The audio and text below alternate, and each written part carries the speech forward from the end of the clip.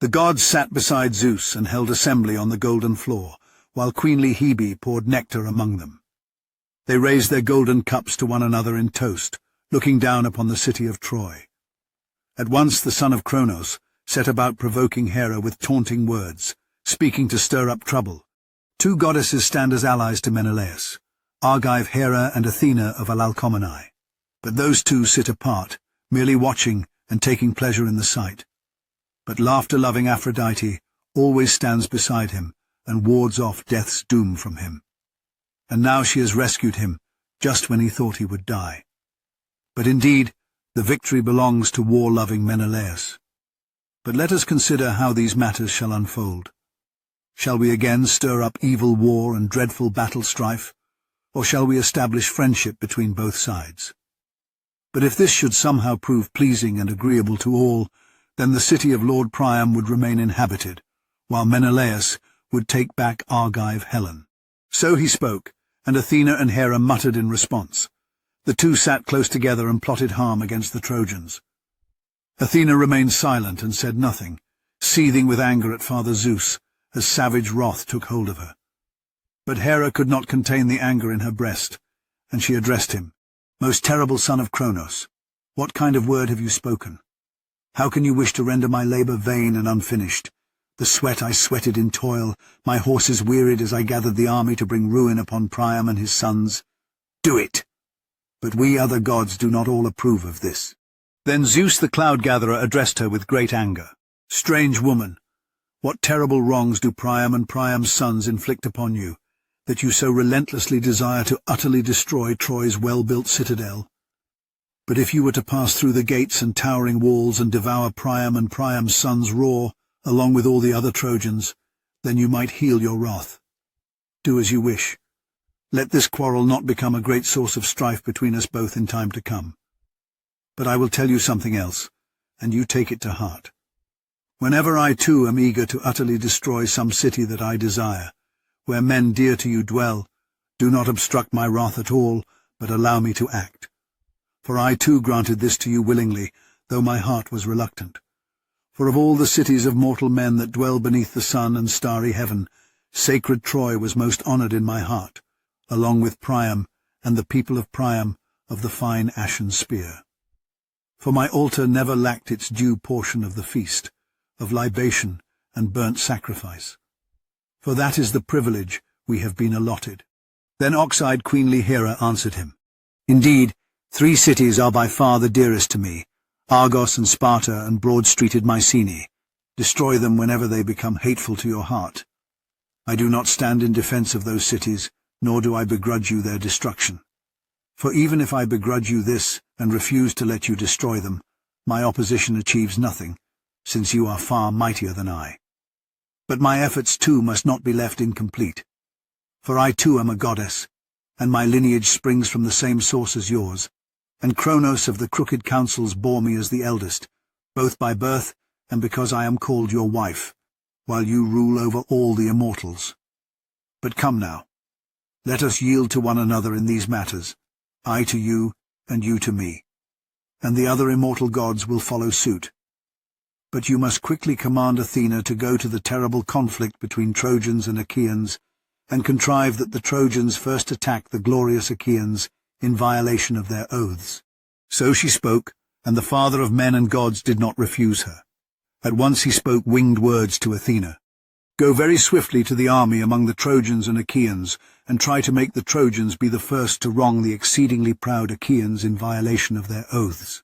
With these words he spurred on Athena, who was already eager to act, and she went rushing down from the peaks of Olympus.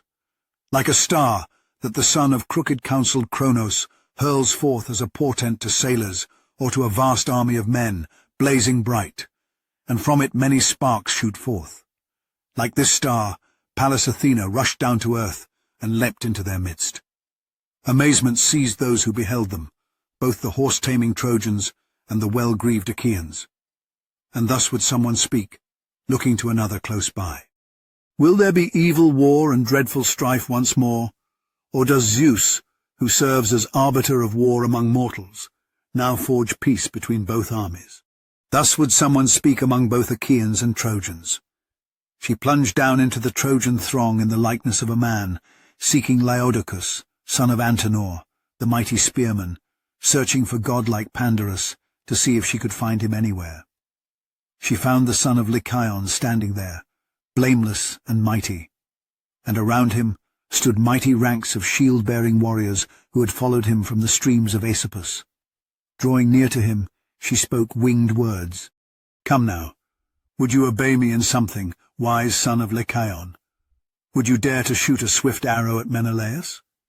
You would win favor and glory from all the Trojans, but especially from Prince Alexander above all others.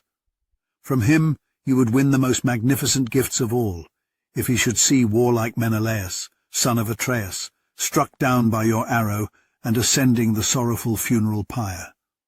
But come now, shoot your arrow at glorious Menelaus, and make a vow to Apollo the wolf-born, the renowned archer, that you will offer a magnificent hecatomb of firstborn lambs upon your return home to the sacred city of Zelea." Thus spoke Athena, and she convinced his witless heart. At once he drew his well-crafted bow made from a wild mountain goat, one that he himself had once struck beneath the chest as it emerged from behind a rock. Lying in wait, he had shot it through the breast. It fell backward onto the rock. From its head had grown horns 16 palms long. The horn-working craftsman fitted these after shaping them, and having smoothed everything well, he set a golden tip upon it. And he carefully set it down, stretching it out upon the ground and leaning it back. But in front, his noble companions held their shields to prevent the warlike sons of the Achaeans from leaping up before warlike Menelaus, son of Atreus, could be struck. Then he lifted the lid of his quiver and drew out an arrow never shot, winged harbinger of dark anguish. Swiftly he fitted the bitter arrow to the bowstring and prayed to Apollo Lysigenes, the renowned archer, vowing to sacrifice a splendid hecatomb of firstborn lambs upon his return home to the sacred city of Zelea. He drew back together the notched arrow and the oxhide bowstring, grasping both. He drew the bowstring back to his breast and pulled the iron arrowhead to the bow. But when he had drawn taut the great curved bow, the bow sang out, the bowstring rang loud, and the sharp-pointed arrow sprang forth, eager to fly into the crowd. But the blessed immortal gods did not forget you, Menelaus, and foremost among them Zeus's daughter, the spoil-driver, who stood before you and turned aside the keen-pointed shaft. She deflected it from his flesh only as much as when a mother brushes away a fly from her child as he lies in sweet sleep. But she herself directed it straight to where the golden clasps of his war-belt joined and the double breastplate overlapped. The bitter arrow struck his fitted belt. The arrow was driven through his intricate belt and pierced through his elaborately wrought breastplate and through the protective belt he wore as armor for his body, a barrier against spears that shielded him most of all. It pierced through that too. But the arrow merely scratched the very surface of the warrior's flesh. Immediately dark blood flowed from the wound, as when a woman of Maeonia or Caria stains ivory with crimson to make a cheek-piece for horses. It lies in a chamber, and many horsemen have longed to wear it. But it lies as a treasure for the king, serving as both ornament for the horse and glory for its driver. Just so, Menelaus, were your shapely thighs stained with blood, and your shins and fair ankles below. Then Agamemnon, lord of men, shuddered when he saw the dark blood flowing down from the wound. And Menelaus himself, beloved of Ares, also shuddered. But when he saw the sinew and barbs protruding outward, his courage returned to his breast. Then Lord Agamemnon spoke to them with heavy groaning, grasping Menelaus by the hand, while his companions groaned alongside. "Dear brother, I was cutting oaths that meant death for you when I set you alone before the Achaeans to fight the Trojans. See how the Trojans have struck you down and trampled underfoot our sacred oaths. The oath is by no means made void, nor the blood of lambs, nor the unmixed libations, nor the right hands in which we placed our trust. For even if the Olympian does not fulfill it at once, he fulfills it in the end, and they pay dearly with their own lives and those of their wives and children. For I know this well in my mind and in my heart. There will come a day when sacred Troy shall perish, and Priam and the people of Priam of the good ashen spear, and Zeus son of Cronos, high-throned, dwelling in the heavens above, will himself shake his dark aegis over all of them in wrath at this deception. These things shall come to pass, and will not remain unfulfilled. But terrible grief will be mine for you, Menelaus, if you should die and meet your destined end. And I would return to thirsty Argos in complete disgrace, for at once the Achaeans will remember their homeland. And we would leave Argive Helen as a prize of victory for Priam and the Trojans. And the earth will rot your bones as you lie in Troy, your task left unfinished. And some proud Trojan might speak thus, leaping upon the tomb of renowned Menelaus. If only Agamemnon would fulfill his wrath against all in such a manner, just as now he has led the Achaean army here for nothing, and has already departed home to his beloved fatherland with his empty ships, abandoning noble Menelaus. So someone will say one day, "Then may the broad earth swallow me up."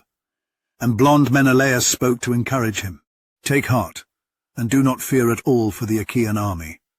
The sharp arrow did not strike a vital spot, but was stopped beforehand by his ornate belt, and beneath that by his girdle and the loincloth that bronze smiths had crafted. Then in reply spoke Lord Agamemnon, "Would that it was so, dear Menelaus. A physician will tend to the wound and apply remedies that will ease the grievous pains." So he spoke and addressed Talthybius, the divine herald. "Talthybius, summon Machaon here with all speed, that man who is son of blameless Asclepius the healer, so that he may tend to warlike Menelaus, son of Atreus, whom some archer has struck with his arrow, one skilled with the bow, whether Trojan or Lycian. For him there is glory, but for us only grief." So he spoke, and the herald obeyed his words at once, setting off through the ranks of the bronze-armoured Achaeans, searching for the hero Machaon. He spotted him standing there, and around him stood mighty ranks of shield-bearing men, those who had followed him from horse-nurturing Tricca. Standing close beside him, he addressed him with winged words. "Rise, son of Asclepius. Lord Agamemnon summons you to see Menelaus, the warrior prince of the Achaeans, whom some archer has wounded, one of the Trojans or Lycians skilled with the bow. Glory for him, but sorrow for us." So he spoke, and roused his heart within his breast. They set out to go through the crowd across the broad army of the Achaeans. But when they reached the place where fair-haired Menelaus lay wounded, with all the finest warriors gathered around him in a circle, the godlike hero took his place among them, and immediately drew the arrow from the fitted war-belt. But as it was being drawn out, the sharp barbs caught and pulled back. He loosened his richly decorated belt, and beneath it the girdle and loincloth that bronze smiths had crafted. But when he saw the wound where the bitter arrow had pierced, he sucked out the blood, and then sprinkled gentle medicines upon it, medicines he knew well, which Chiron had once given his father out of loving care. While they were caring for Menelaus of the mighty war-cry, the ranks of shield-bearing Trojans advanced. They in turn donned their armour and turned their thoughts to battle. There you would not have seen noble Agamemnon drowsing or cringing or reluctant to fight, but eagerly rushing into battle where men win glory. For he left behind his horses and his chariots richly wrought with bronze, and his attendant Eurymedon, son of Ptolemaeus the Parian, held them at a distance, snorting and breathing hard. He gave him strict orders to keep the horses ready, for whenever weariness might overcome his limbs from commanding so many men. But he on foot moved through the ranks of warriors. And whenever he saw some of the swift-horsed Danaans pressing forward eagerly, he would greatly encourage them, standing at their side with these words, "Argives, do not yet abandon your fierce courage. For Father Zeus will not aid those who break faith, but those who first violated their sacred oaths. Vultures shall devour their tender flesh, while we shall carry off their beloved wives and infant children in our ships once we capture their city." But whenever he saw any withdrawing from hateful war, those he would rebuke severely with wrathful words. "Argives, arrow-struck cowards, have you no shame? Why do you stand there stunned like fawns that, when they have grown weary from running across a vast plain, stand motionless with no strength left in their hearts? So you stand there stunned and do not fight.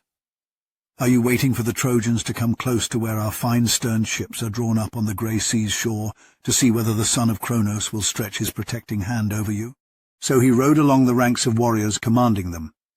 Then he came upon the Cretans, moving through the mass of warriors. Around wise Idomeneus his men were arming themselves.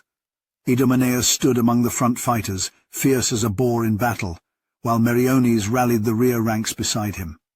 Seeing them, Agamemnon, lord of men, rejoiced, and at once addressed Idomeneus with kindly words. "Idomeneus, I honour you above all the swift-horsed Danaans, whether in war or in any other endeavour, or at the feast, when the noblest of the Argives mix the elders' dark wine in the mixing bowl. For even though the other long-haired Achaeans drink their measured portions, your cup always stands full, just like mine, to drink whenever your spirit moves you. But rise up for war, being such a man as you once boasted to be." Then in turn Idomeneus, leader of the Cretans, answered him, "Son of Atreus, I shall indeed be your most faithful companion, just as I first promised and pledged. But urge on the other long-haired Achaeans, so that we may fight with all speed, since the Trojans have violated their oaths. But death and woe shall be theirs hereafter, since they were first to break their sacred oaths." So he spoke, and the son of Atreus moved on with his heart rejoicing. He came to the two Ajaxes, moving through the throng of warriors.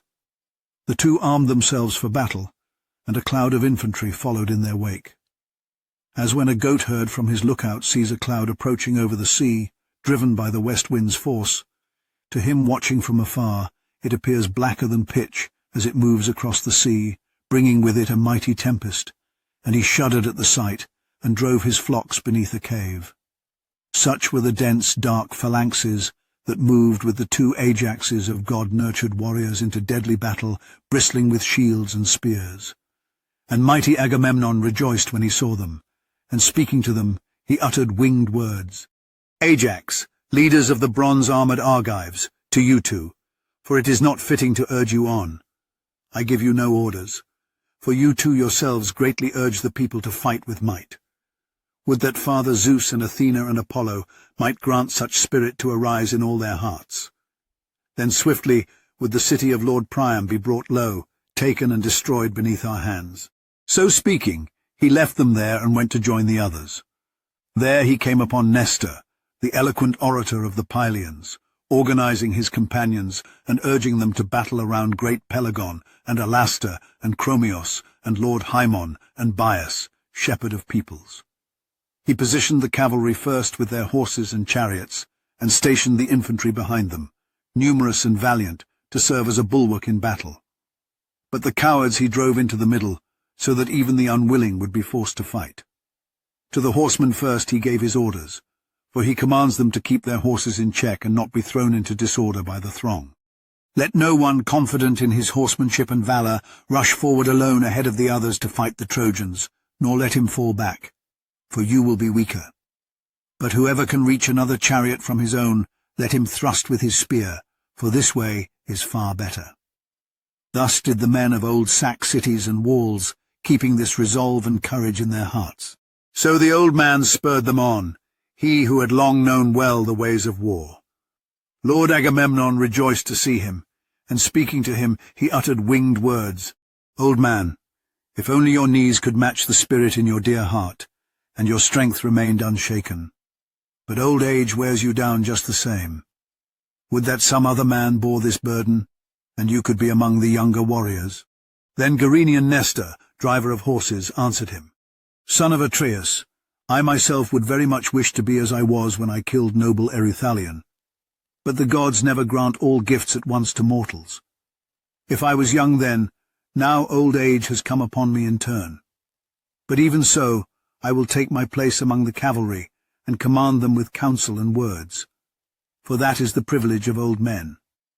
But let younger men wield the spears, those who are younger than I, and trust in their strength." So he spoke, and the son of Atreus passed by with his heart rejoicing. He found Menestheus, son of Peteos, the horse-driver, standing there, and around him stood the Athenians, masters of the war-cry.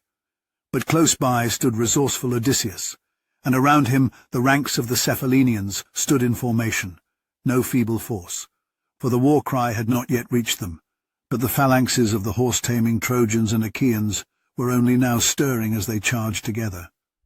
But they stood there waiting to see when another contingent of Achaeans might advance, and the Trojans would charge forward and begin the fighting.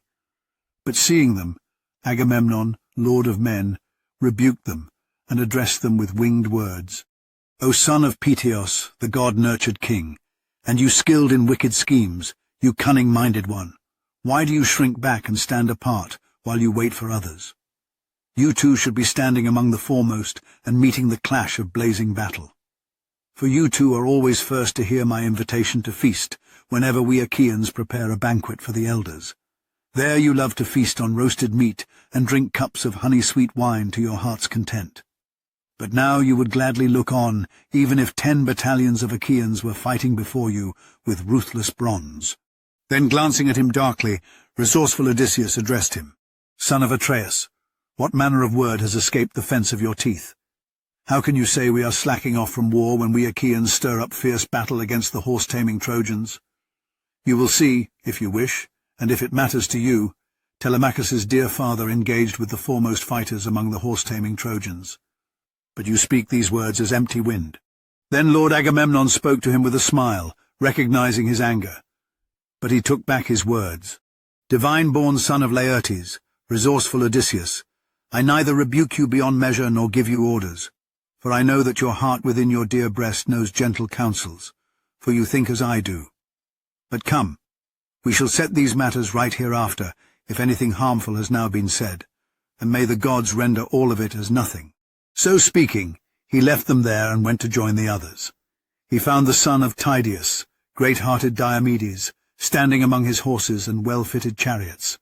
Beside him stood Sthenelus, son of Capaneus. When Lord Agamemnon saw him, he rebuked him, and spoke to him with winged words. "Alas, son of wise Tydeus the horse-tamer, why do you cower? Why do you peer at the passages of battle? It was not Tydeus's way to cower like this, but to fight the enemy far ahead of his dear companions, as those who saw him in battle say. For I myself never encountered him, nor laid eyes on him. But they say he surpassed all others. Indeed, he came to Mycenae without warfare as a guest, together with godlike Polynices, gathering troops. They were then campaigning against the sacred walls of Thebes, and they earnestly entreated them to provide renowned allies. They were willing to grant their request, and gave their approval as asked. But Zeus turned them back by displaying adverse omens. But when they had departed and come forth upon the road, and reached the Asopus with its deep rushes and grassy beds, there the Achaeans in turn sent Tydeus as their messenger. But he went and found many Cadmeans feasting in the palace of mighty Eteocles. There the horse-driving Tydeus showed no fear, stranger though he was, alone among the many Cadmeans. Instead he challenged them to contests, and won everything with ease. Such was Athena, who aided him. But the Cadmeans, those goaders of horses, grew angry, and set a dense ambush for him on his return journey, leading 50 young men. 2 leaders commanded them, Maon, son of Haemon, godlike in appearance, and Polyphontes, son of Autophonos, steadfast in war. Tydeus brought upon them too a shameful fate. He slew them all, but one alone he sent to return home. He sent Maon away, heeding the divine omens. Such was Tydeus the Aetolian. But he fathered a son inferior to him in battle, though superior in counsel. So he spoke, but mighty Diomedes made no reply at all, showing reverence for the rebuke of the honoured king. But the son of renowned Capaneus replied to him, "Son of Atreus, do not lie when you know how to speak the truth. We claim to be far superior to our fathers. And we captured the stronghold of 7-gated Thebes with a smaller force against a mightier wall, trusting in divine omens and Zeus's aid. But they perished through their own reckless folly. So never place our fathers on equal footing with us in honour." Then, glaring at him from beneath his brows, mighty Diomedes addressed him. "Old man, sit quietly and heed my words, for I do not fault Agamemnon, shepherd of the people, for urging the well-grieved Achaeans to fight. For glory will attend him if the Achaeans destroy the Trojans and capture sacred Ilion. But great grief will be his if the Achaeans themselves are destroyed. But come now, Let us too also prepare for fierce battle." So he spoke and sprang from his chariot to the ground with his armour, and terribly the bronze rang out upon the chest of the Lord as he sprang up. Fear would have seized even the stout-hearted. And just as when upon the resounding shore a wave of the sea surges forth more swiftly, stirred by the west wind. First it builds upon the open sea, but then breaking upon the shore it thunders mightily, and around the headlands it curves high and crests, spitting forth the spray of brine. So then the battalions of the Danans moved in swift succession, relentlessly toward war, and each of the commanders gave orders to his own men. But the others marched in silence, and you could not have said that so vast an army was advancing with voices in their breasts, silent in their fear of their commanders, and all around them their intricate armour blazed, which they wore as they advanced in formation. But the Trojans were like countless sheep in a rich man's fold, standing to be milked of their white milk, bleating without end as they hear their lambs' cries. So rose the clamour of the Trojans throughout their broad army. For they did not all share the same speech or voice, but their tongues were mixed, and the men had been called from many lands. Ares stirred some of them to battle, while grey-eyed Athena roused the others, along with panic and fear and strife raging insatiably, sister and companion of man-slaying Ares, who at first rises up small, but then plants her head against the heavens and strides upon the earth. She cast equal strife into their midst, moving through the throng and multiplying the anguish of men. But when they came together, converging into one place, they clashed their ox-hide shields, their spears, and the fury of bronze-armoured warriors. The bossed shields clashed against each other, and a tremendous clamour arose. There arose both the cries of anguish and the shouts of triumph from men both slaying and being slain, and the earth ran red with blood. As when mountain torrents rushing down from the heights hurl their mighty waters together at a confluence from great springs deep within a hollow gorge, and far away among the peaks a shepherd hears their thunderous roar. So from their clash arose both clamour and struggle. First Antilochus slew a Trojan warrior, noble Echepolus, son of Thalesius, who fought among the champions in the front ranks. He struck him first on the crest of his horse-haired helmet, driving it into his forehead, and the bronze spear point pierced straight through the bone. Darkness shrouded his eyes, and he toppled like a tower in the fury of battle. But as he fell, Lord Elephenor, son of Chalcodon, leader of the great-hearted Abantes, seized him by the feet and dragged him from beneath the missiles, eager to strip his armour as quickly as possible. But his effort was short-lived. For great-hearted Agenor, seeing him dragging the corpse, struck his side with his bronze-tipped spear, the side that showed exposed beside his shield as he bent over, and loosened his limbs. So his life departed from him, and over his body there arose fierce combat between the Trojans and Achaeans. They rushed at one another like wolves, man grappling with man. There Telamonian Ajax struck Anthemian's son, young flourishing Simoeisios, whom his mother once bore beside the banks of the Simois when she came down from Ida, having followed her parents to tend the flocks. For this reason they called him Simoeisios.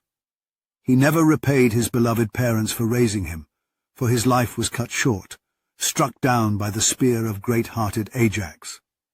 For as he advanced, Ajax first struck him in the chest beside the right breast, and the bronze spear passed straight through his shoulder. He fell to the ground in the dust like a poplar that grows in the meadow of a great marsh, smooth-trunked, with branches sprouting only at its very top. A chariot-maker cuts it down with gleaming iron to bend it into a rim for a beautiful chariot. It lies drying beside the river's banks. Such was Simoeisios, son of Anthemion, whom godlike Ajax slew. But Antiphos of the gleaming corslet, Priam's son, hurled his sharp spear at him through the throng. He missed his mark, but struck Leucus, Odysseus's noble companion, in the groin as he dragged a corpse away. He collapsed beside him, and the corpse fell from his grasp. But Odysseus was filled with rage in his heart at his companion's death, and he advanced through the front ranks armed with gleaming bronze. Drawing very near, he hurled his bright spear, scanning all around him. The Trojans cowered before the spear-hurling warrior. But he did not hurl his spear in vain. He struck Democune, Priam's bastard son, who had come to him from Abydos with his swift horses. Odysseus, enraged for his companion's sake, struck him in the temple with his spear. The bronze spear point pierced straight through his temple. Darkness covered his eyes. He fell with a crash, and his armor rang out upon him. Both the champions and glorious Hector gave ground, but the Argives raised a mighty shout, dragged away the dead, and surged far forward. But Apollo was filled with indignation as he gazed down from Pergamon, and he cried out in a loud voice to the Trojans, "Rise up, horse-taming Trojans, and do not yield in battle to the Argives, for their flesh is neither stone nor iron to withstand the flesh-cutting bronze when struck. Indeed, not even Achilles, son of fair-haired Thetis, fights in battle, but beside the ships he broods over his heart-wounding rage." So spoke the terrible god from the city. But Zeus's most glorious daughter, Tritogeneia, stirred the Achaeans as she moved through the crowd, wherever she saw them retreating. There fate seized Diores, son of Amarynceus, for he was struck by a jagged stone on his right shin beside the ankle.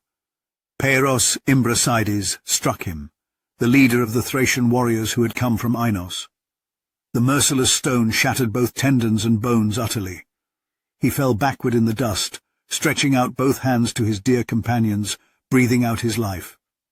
But the one who had struck Peiros ran up and wounded him with his spear beside the navel. All his entrails spilled out upon the ground, and darkness shrouded his eyes. But Thoas the Aetolian struck him with his spear as he rushed away, hitting his chest above the breast, and the bronze point lodged in his lung. Thoas came up close to him, and drew the mighty spear from his chest, then pulled out his sharp sword and struck him in the middle of his belly, taking away his life. But he did not strip the armor, for his long-haired Thracian companions stood around him, gripping long spears in their hands, and they thrust him back from their ranks, mighty and noble though he was, and he retreated, shaken.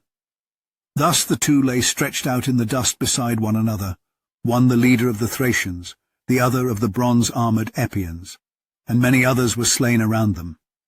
There no man could any longer criticize the battle if he came upon it. Any warrior who remained unwounded and unharmed by sharp bronze as he wheeled through the centre of the fray, with Pallas Athena leading him by the hand and warding off the rush of spears. For many Trojans and Achaeans on that day lay stretched face down in the dust beside one another.